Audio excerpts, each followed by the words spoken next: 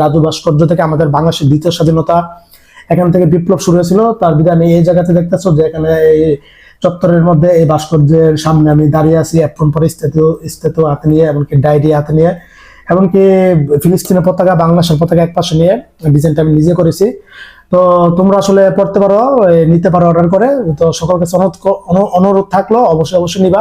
তবে একশো বইমেলা স্টল থেকে নিতে পারো, কিন্তু সেখানে আসলে অবশ্যই 200 টাকার কমে আসলে বিক্রি হবে না। আর আমার কাছ থেকে 100 টাকা মাত্র নিতে পারো। তো এই ছিল বিস্তারিত। 70টা কবিতা ইনক্লুড করেছি, অনেক সুন্দর সুন্দর কবিতা। তো তোমরা অবশ্যই কাব্যগ্রন্থটা পড়বা। আর হচ্ছে কবিতাগুলি খুবই খুবই সুন্দর।